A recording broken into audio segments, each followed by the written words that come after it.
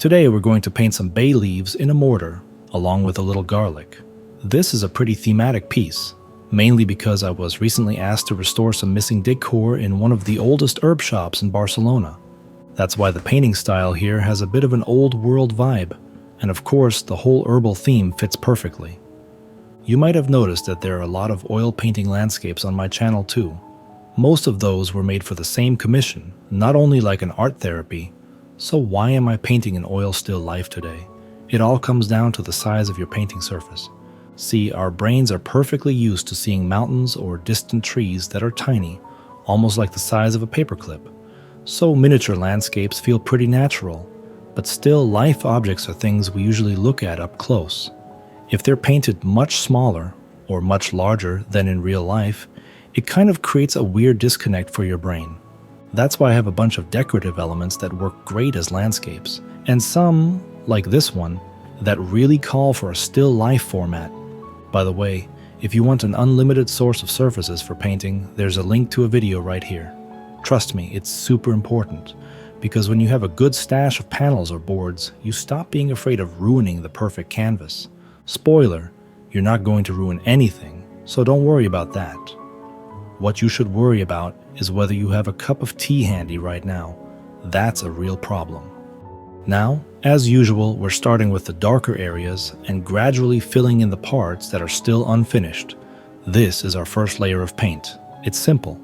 Just put down some rough, general brush strokes first, and then blend them together with a clean brush. Honestly, it's much easier to show this than to explain it step by step, so let's do it this way. You just watch how I paint, and in the meantime, I'll tell you a story.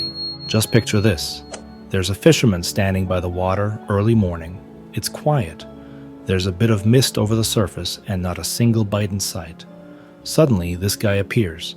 He's not your average fellow, more like a character from an old French movie.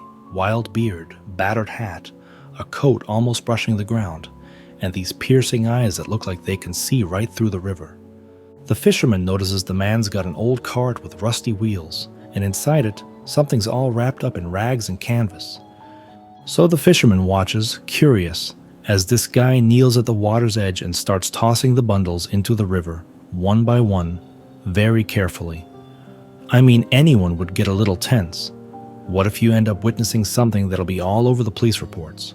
But then the water loosens the rags and you see they're paintings, actual canvases, and you can make out apples, flowers, boats at sunset. And suddenly it hits you. That's Monet himself. They say he used to drown his failed paintings so they wouldn't haunt him in his studio. And the takeaway? Even if you're Monet, even if you're Rubens, there will always be works you can't stand, while the rest of the world thinks they're masterpieces. So just relax. And you know, my imagination runs wild at moments like this. What if there really is a secret underwater museum for fish? Imagine, somewhere down in the murky depths, unknown Monets are hanging between the shells and seaweed, and fish royalty bring their fry on a tour. Look kids, a real Monet, not the stuff in your picture books. I can totally see it in the Little Mermaid's Palace, a private Monet exhibition with the catalogs replaced by hand-painted oyster shells. Honestly, if I were a Hollywood screenwriter, I'd put that scene in a movie in a heartbeat. And actually, I do write scripts. Recently, I finished a project called Vile Snow White. It's a dark, anti-utopian thriller about the slow collapse of society. Think The Boys or Blade Runner. But the main character is an influencer named Snow White, who's only innocent online. In real life, she's spoiled, predatory, and obsessed with her own drama. She could save the world, but just doesn't care enough. The whole story is told through the eyes of her bodyguard, who sees all the hypocrisy, hates it, but puts up with it because he has a family to take care of. It's a story about a world where innocence and kindness have become almost a flaw, but true loyalty to your loved ones is what actually matters, even when the whole world's against you. So now I'm thinking, what if you made a movie not about fictional heroes, but about a real artist? Maybe a dark story about someone who keeps burning or drowning his own paintings, afraid the world will see something he's not ready to show. Or the opposite, a film about how art can save someone from despair, like Finding Forrester, only about a painter. Leave a comment and let me know. I'd honestly love to hear your ideas. Maybe one day your idea will become the story for a real movie. Sometimes I get the feeling that all these stories we make up, maybe they're not just our imagination. Let me throw in a little spoiler, just to add some challenge. What if we are living inside the imagination of some higher being, and at the same time, we ourselves are gods for the worlds we invent? This is not a religious speculation, it is a holographic principle, or what's often called the holographic theory of the universe. This idea first gained traction in the 1990s, though its roots go back to the 1970s. The essence of the holographic theory is both simple and absolutely wild. All the information about everything that happens inside any region of space, say our entire universe, could in principle be fully written on the surface that encloses that region. It's kind of like how a three-dimensional image can be encoded on a two-dimensional holographic film. So maybe everything we see is real.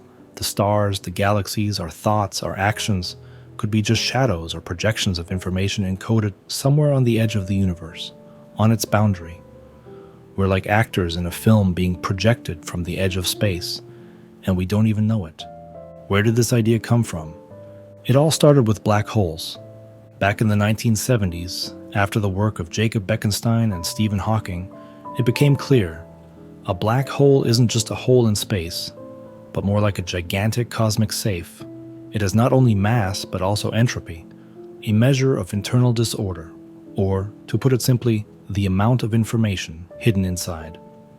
Here's the wild part. Calculations showed that all the information a black hole swallows doesn't just vanish, but instead gets written on its surface, on the so-called event horizon. It's as if all the stories, all the details, get pushed out onto the surface so they're not lost forever. Susskind and it Hooft had a brilliant question. What if this isn't just about black holes? What if this is how the entire universe works? What if the information about every atom, every thought, every event is somehow stored on the boundary of the universe? If that's the case, then everything we see is just the holographic shadow of this data, an echo of a much more complex reality hidden just beyond our understanding. And here's the twist. Modern cosmological models are finding more and more evidence to back up this idea. In 1997, physicist Juan Maldatina built a solid mathematical model showing that maybe a volume world can be equivalent to a flat world on its boundary. The laws are different there, but the information is the same. In 2017, Canadian scientists at the Perimeter Institute even managed to describe our universe using a holographic model, and their results matched actual observations. In physics, that's a big deal. If your model explains experiments and makes predictions, people start to take it seriously. Now let's go a step further, towards something truly beautiful and strange. In 2012, astrophysicist Franco Vazza and neurobiologist Alessandro Folletti decided to compare the map of galaxy clusters in the universe with the network of connections between neurons in the human brain. They used massive data sets, tens of thousands of galaxies, thousands of neural connections. And here's what they found. When you measure things like the number of connections, density, branching structure, the match was around 10 to 20%. Of course, this doesn't mean the cosmos is a brain, or the brain is a cosmos, but the structural similarity is astonishing.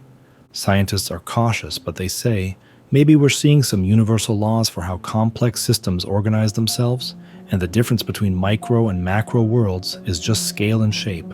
Here's the point. If our universe really is holographic, maybe everything we imagine, experience, and dream up isn't just a random chemical spark in the brain. Maybe these images, these imaginary worlds, are also written somewhere in the deeper layers of reality, even if we're not aware of it. Modern philosophers like Daniel Dennett and David Chalmers argue that reality isn't just what we see with our eyes. Our inner experience, our fantasies and imagined worlds might be just as real as the physical world outside. Now let's speculate a bit. What if our universe is actually a giant brain made of galaxies, thinking, feeling, imagining, and we are simply a holographic fantasy inside that brain? From our perspective, that brain would be a kind of God, almighty, all-knowing, but for it we are just a fleeting thought, shining for 1 billion years and then gone in an instant. But let's flip it around. Inside our own heads, we constantly create entire worlds. We imagine heroes, stories, new planets, even whole universes. And what if, for someone in those worlds, our fantasies are as real as we are in this universe? Maybe we are gods for our own characters, just as for us, our reality could be the imagination of something greater. And so, the chain goes on, each creator dreaming up their own world, and someone in that world in turn becomes a creator and starts the cycle again. So maybe we shouldn't underestimate the power of imagination and fantasy. Maybe they really do create new universes. And who knows, maybe right now, somewhere out there, someone is imagining us. By the way, sometimes you ask me, do I use thinner or oil? I use both, but let me share a little cocktail I swear by. You'll need linseed oil, refined or boiled, plus some damar varnish and turpentine. Mix it all until it's nice and smooth, and you're ready to paint. Back in the academy, we used to call it the Trinity. There are so many little details that can make or break your experience. The right brushes, good paint, the right mediums to mix or thin it, proper canvas material, and even something as basic as how you hold the brush or where you stand while painting. Some of these things I learned in art school. Some I picked up from other painters, some came with time. But the one thing I know for sure, never stick to just one teacher. Learn from many and eventually you'll find your own voice. If you're curious, I put together a painting course. It's for beginners, but also for anyone who wants to ground their practice in real technique. It costs about as much as filling up your car, but way less depressing. You pay once and get access for as long as you need. Links in the description. You know, when people hear me talk about my painting course, they usually think it's just about technique, because painting, more than anything else, is about how you see the world. Not just with your eyes, but with your whole attention. And that's where things get truly interesting. Scientists spend years searching for order in chaos. They look for patterns, build theories, try to find the laws behind all that noise. Artists, on the other hand, look for beauty in the same chaos. Sometimes it's something incredibly simple. Sometimes it's so complex, you couldn't explain it if you tried. I think these are just two different ways of exploring the universe. Science helps us understand the world, and art helps us feel it. I love those moments in history when science and art inspired each other.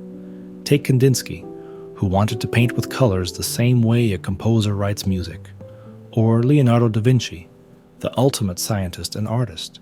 He didn't just sketch people and machines, he watched nature, obsessed over little details, and tried to capture the beauty of movement, of light, of a leaf twisting in the wind. Here's something to try. Next time you walk down the street, just your normal routine, see what happens when you really start paying attention. Maybe you'll notice a flash of light on a window, the way a shadow falls from a street lamp, or a tiny flower breaking through the pavement. That's your inner artist switching on. You start to realize routine isn't boring. It's just the world waiting for you to notice it. I always tell people, if you want to develop your creative vision, start small. For 1 week, try to spot 3 unusual colors every day, or spend a minute just staring at a store window.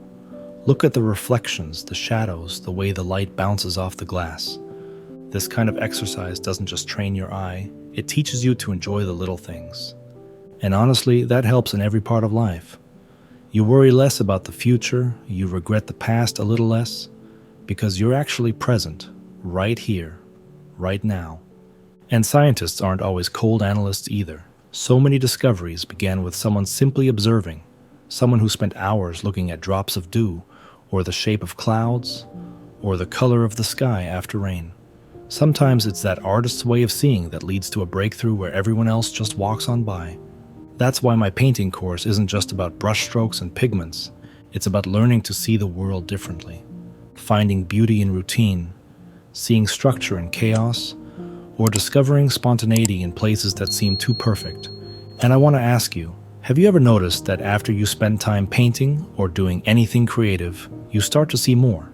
More colors, more details, more beauty in what used to seem ordinary? If you have, tell me about it in the comments. And if you haven't, try it tonight. Just look for one new detail in the world around you. Maybe that's all it takes to start seeing like an artist. Let's keep going with this idea. Because once you start noticing details, you begin to develop what people call visual intuition. That's the gut feeling when you just know what works, even if you can't explain it. But here's the thing. Intuition isn't magic. It's the result of experience. The more you look, the more you experiment, the more your brain collects patterns, the stronger your creative sense becomes. Professional artists and scientists both rely on this. Years of observation and curiosity, building up their own mental libraries. And you don't have to go to art school to train this. Try this. Keep a small sketchbook, or just snap a photo on your phone whenever something grabs your eye. A weird shadow, a surprising color combination, or the way sunlight hits your coffee cup. Over time, you're building a personal archive of inspiration. Some of the most interesting breakthroughs come from accidents. Jackson Pollock, for example, discovered his signature style when he accidentally dripped paint on a canvas and decided to keep going. In science, Alexander Fleming stumbled upon penicillin thanks to a petri dish he forgot to clean.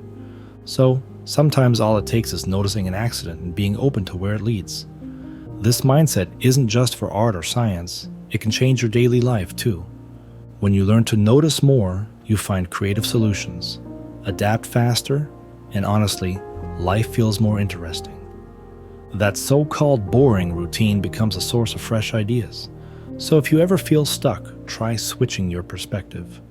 Change up your commute, rearrange your workspace, look at a familiar object upside down. At the end of the day, we're all building up experiences and collecting details, and you never know which small moment will spark your next big idea.